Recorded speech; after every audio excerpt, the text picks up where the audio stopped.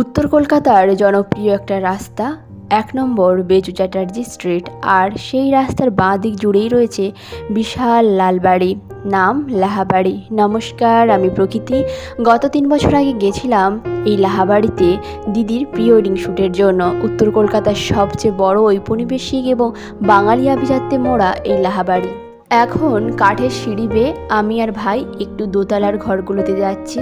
দিদিরা দিদিদের কাজ করুক, আর আমরা সেই সময়ে পুরো বাড়িটা একটু ঘুরে দেখি।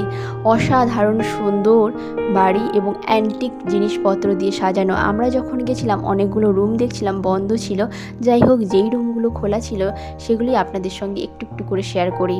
কাঠের সিঁড়ি বেয়ে আপনি যখন দোতলার ঘরগুলোতে পৌঁছাবেন তখন আপনার চোখে প্রথম ধরা দেবে বহু খিলানওয়ালা লাল রঙের মোটা থাম দেওয়া বিশাল বড় বারান্দা।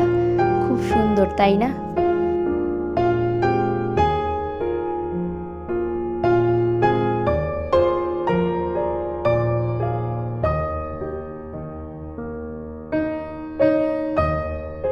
আসলে ফোন ঘাঁটতে ঘাঁটতে গ্যালারিতে হঠাৎ এই ভিডিওটা দেখে মনে হলো আপনাদের সঙ্গেও শেয়ার করি। একদিন না একদিন তো ডিলিট হবেই। তো যাই হোক, এই সুন্দর লাল বাড়ি, বিশাল ঠাকুর দালান, বহু খিলানওয়ালা লাল রঙের মোটা থাম। জানেন, এটা ১৭৫ বছরেরও বেশি পুরনো একটা বনেদিয়ানা বাড়ি।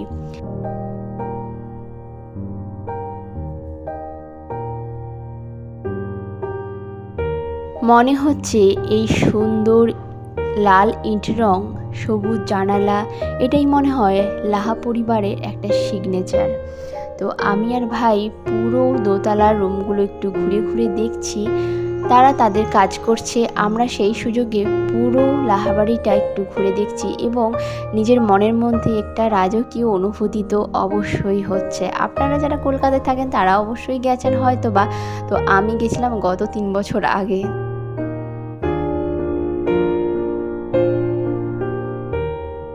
বিশাল বারান্দাটা ঘুরে এখন ঢুকেছি এই রুমটার মধ্যে। ওপরের পুরো রুমগুলোতে অ্যান্টিক জিনিসপত্র দিয়ে সাজানো, অসাধারণ সুন্দর রুমগুলোতে সাজানো। আসলে এখানে প্রি ওয়েডিং শ্যুট হয় তো ২-৩ ঘন্টার স্লট বুকিং করতে হয়। তো এখানে প্রায় প্রি ওয়েডিং শ্যুট হয় এবং অনেক নাকি সিনেমারও শ্যুটিং হয়েছে এখানে। তো পরিণীতা, বরফি, এসব নাকি সিনেমা, আরও অনেক হয়তো আছে। তো সুন্দরভাবে দেখুন পুরো রুমটা কত সুন্দরভাবে সাজানো।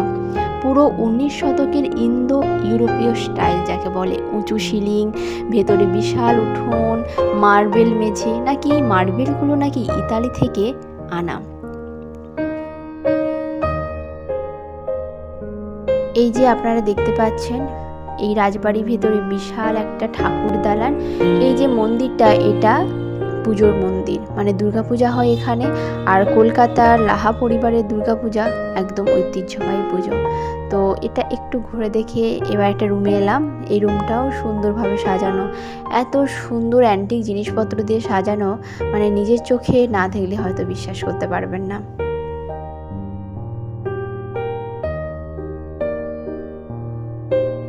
আজ এই পর্যন্ত। আবার যদি কিছু স্মৃতি পুরনো থাকে অবশ্যই আপনাদের সঙ্গে শেয়ার করব। বাই।